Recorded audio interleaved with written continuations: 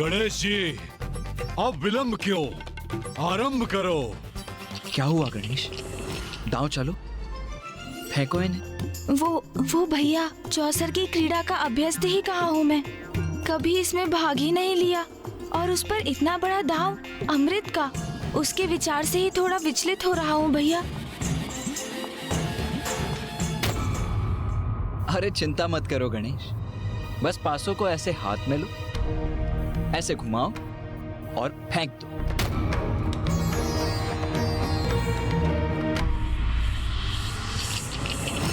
अरे ऐसे नहीं गणेश, लाओ मैं दिखाता हूं, मुझे दो पासे।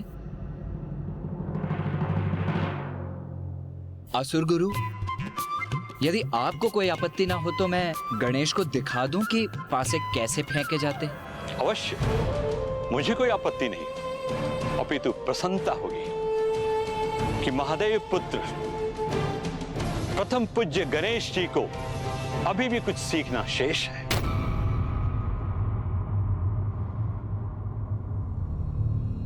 ये देखो गणेश, इतना सरल है ये।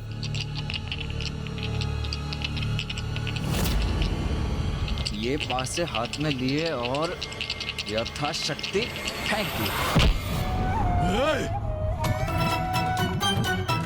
ओह, ये क्या हो गया मुझसे?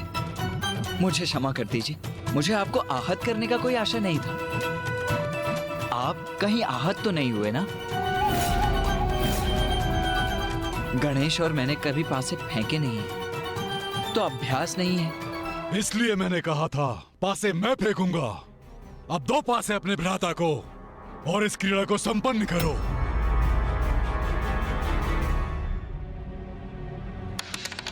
हाँ, जैसी आपकी इच्छा। लो गणेश, अब तुम ही फेंको इन्हें।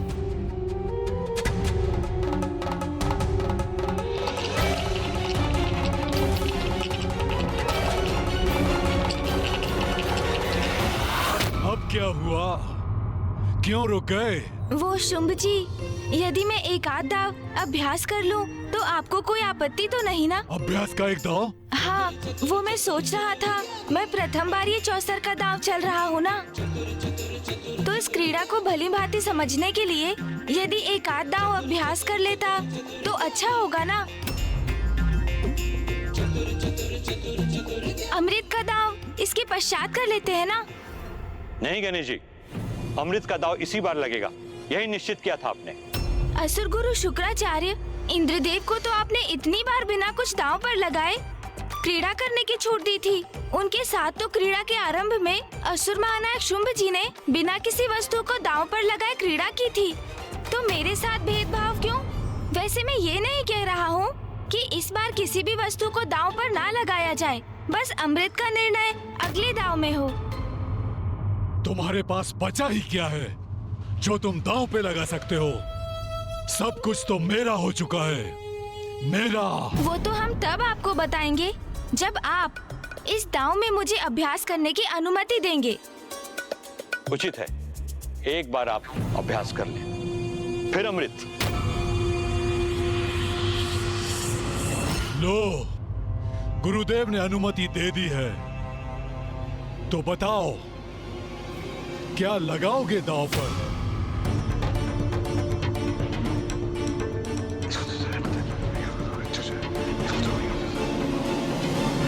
नहीं नहीं गणेश, मैं सहमत नहीं हूँ। कुछ इतना महत्वपूर्ण और इतना विशाल दांव पर लगाओगे तो इस पर एक बार पुनः विचार कर लो अनुज। जो दांव पर लगेगा वो महत्वपूर्ण और विशाल है, अच्छा है, बहुत अच्छा है। मैं निर्णय ले चुका हूँ। हमारी ओर से अभ्यास हेतु मैं दांव पर लगाता हूँ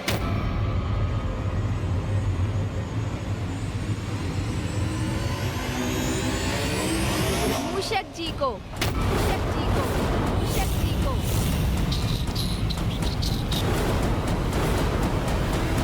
मेरी भूल के कारण हम सब कुछ गवा चुके हैं और अब अमृत भी हमारे हाथ से निकलने जा रहा है। तुम बहुत समय गवा चुके हो, बस अब क्रीड़ा संपन्न करो। हमें विजय प्राप्त करने के लिए अंक चाहिए 9। 7।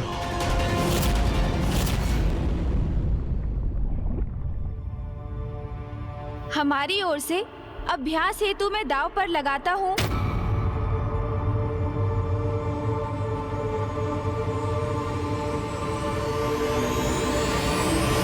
मूषक जी को, मूषक जी को, मूषक जी को।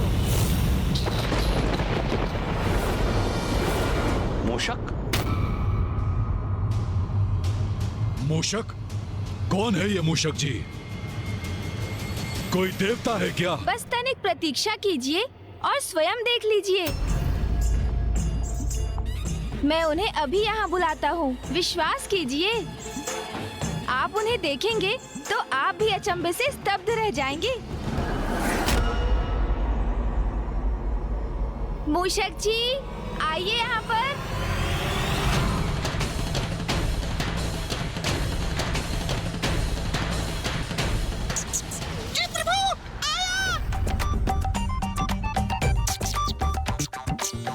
मूषक जी,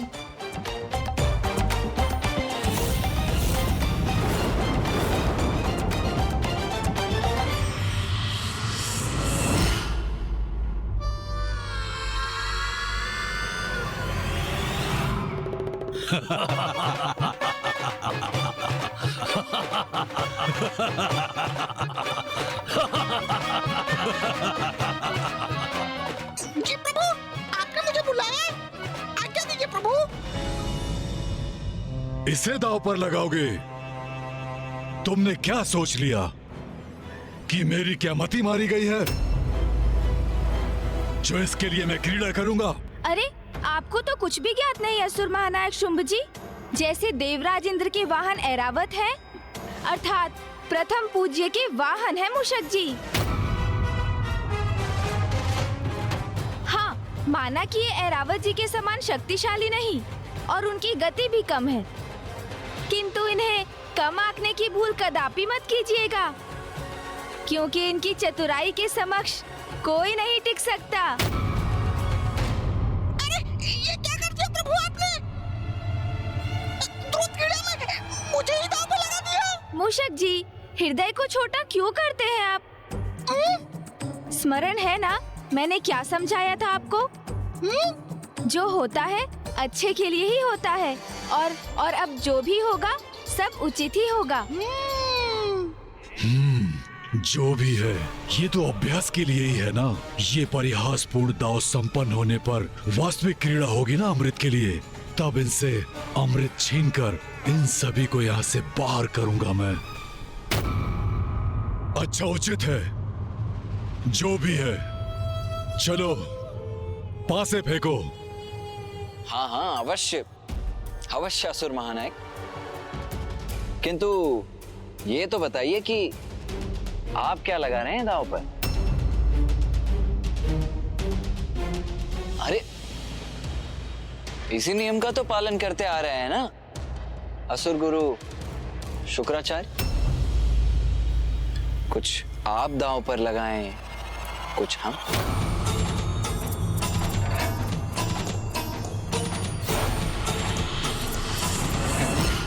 इस तुच्छ मूषक के लिए कुछ मूषक के समान दांव पर लगाना चाहिए।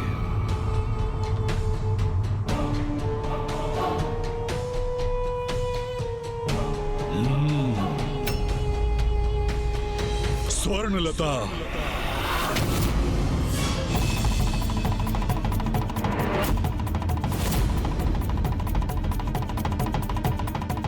ये जो कर सकती थी कर चुकी।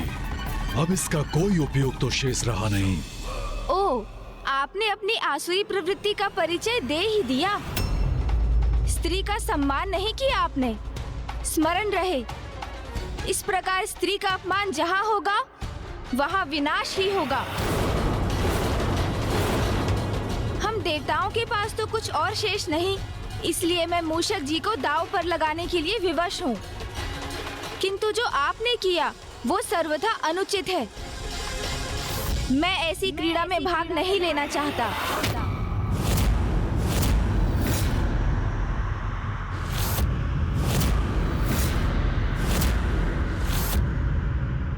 किंतु मैं वचनबद्ध हूँ, इसलिए मुझे ये क्रीड़ा आगे बढ़ानी ही होगी।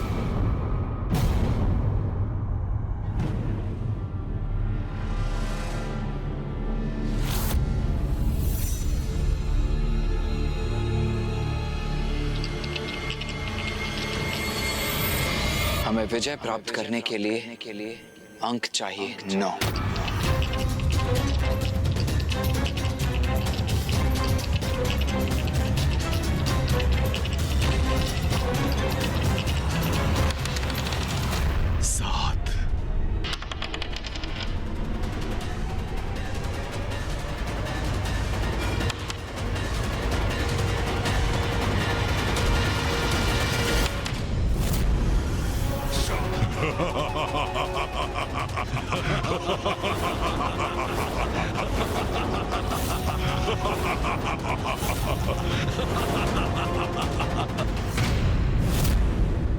भैया, ये क्या हो गया? बहुत आनंद आ रहा है मुझे इस क्रीड़ा में। सब कुछ छीन चुका हूं मैं तुमसे, और अब तुम मूषक को भी खो बैठे।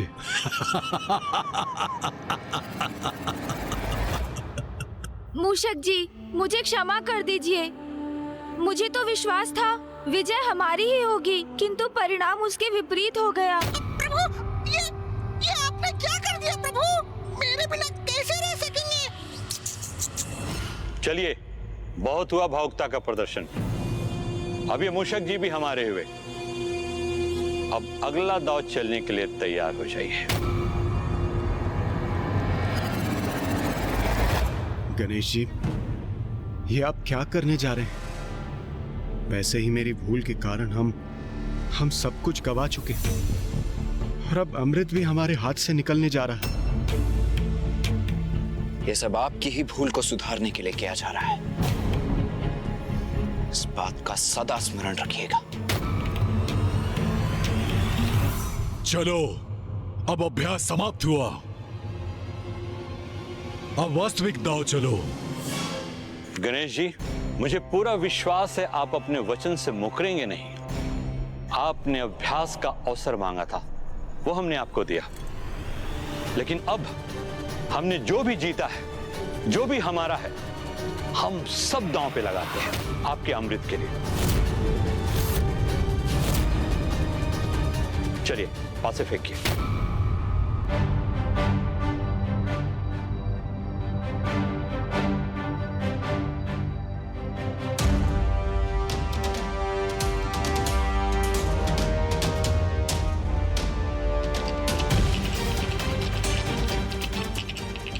बस अब कुछ ही क्षणों में अमृत भी मेरा हो जाएगा, सब कुछ मेरा हो जाएगा। फिर जो अन्य कोई भी नहीं कर सका, वो मैं कर दिखाऊंगा। वो भी युद्ध से नहीं, मात्र इस चौसर की क्रीड़ा से। गणेश,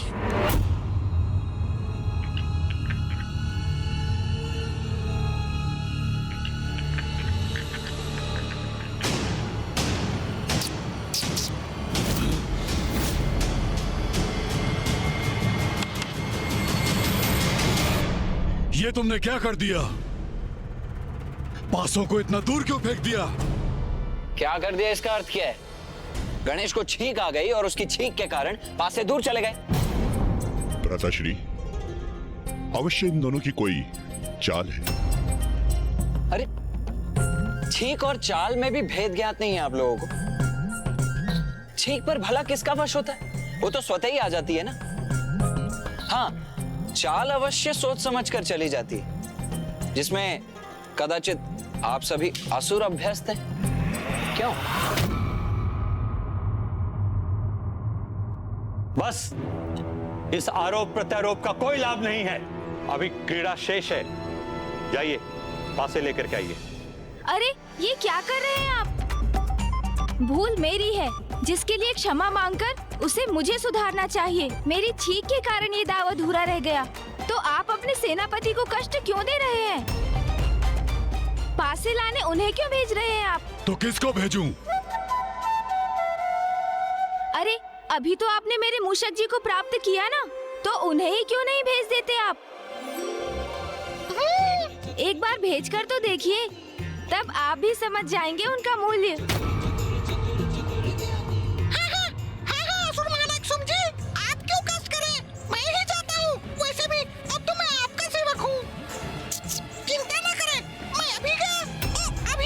इतनी बातें न बनाओ, शीघ्र जाकर पासे लेकर आओ।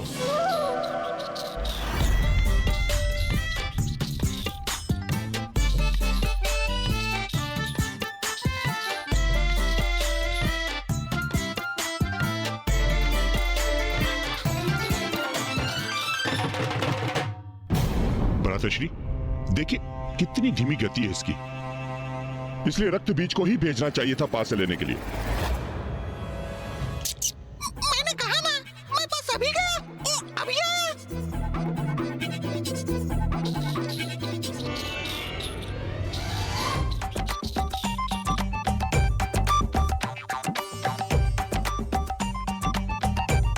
प्रभु, पहुंच तो गया मैं, अब आपके आदेश का पालन करूंगा मैं। क्या हुआ मूषक जी, इतना समय क्यों लग रहा है? बस मैं अभी आया असुर गुरु।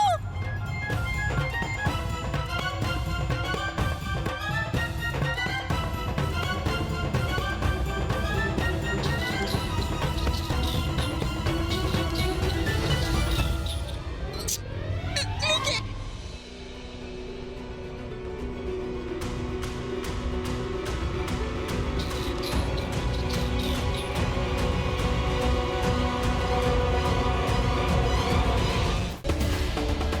सृष्टि पर जब बढ़ा असुरों का अत्याचार, तब गणेश ने लिया विनायक की अवतार। जानिए गणेश के इस अनुपम रूप की कहानी। बस तुम बहुत समय गवा चुके हो, बस अब क्रीड़ा संपन्न करो। नहीं असुर महानायक शुंभ जी, ये पासे फेंकना मेरे वश में नहीं है। मैंने प्रयास किया तो देखा ना आपने क्या हुआ। ये लीजिए, आप ही फेंके इन्हें। अरे गणेश, ये क्या कर रहे हो तुम? भैया, जो जिस कार्य को भली भांति निभा सके उसे ही वो कार्य सौंपना चाहिए। ये तो स्पष्ट है कि शुंभ जी और उनका समुदाय द्रुत क्रीड़ा में बहुत अनुभव रखते हैं, अर्थात उन्हें इस क्रीड़ा का उचित ज्ञान भी है। उचित है, ये शर्त तो तुमने रखी थी ना। यदि इसके पूर्व तुम मुझे पासे फेंकने देते तो इस क्रीड़ा का अब तक अंत हो जाता। शुंभ, शुंभ, फेंको पासे, फेंको पासे।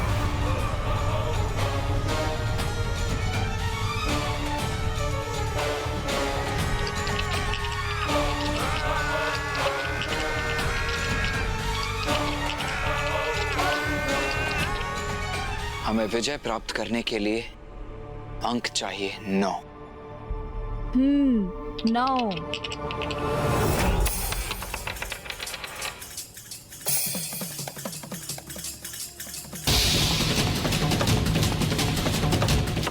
सात। बस अब इसके साथ अनेकों वर्षों से जो मेरी प्रबल इच्छा है वो आज पूर्ण होगी।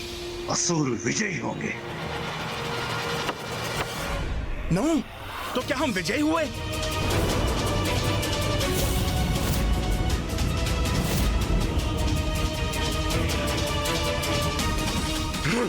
विजयी हुए हम। ये कैसे संभव है? हम विजयी हुए भैया। हाँ अनुज, हम विजयी हुए। हम विजयी हुए। हम विजयी हुए। हम विजयी हुए।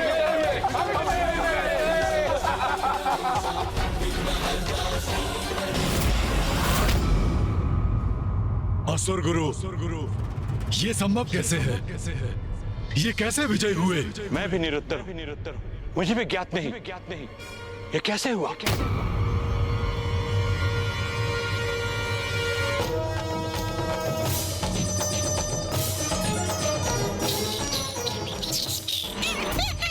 विजय हुए, हम विजय हुए। आच्छू!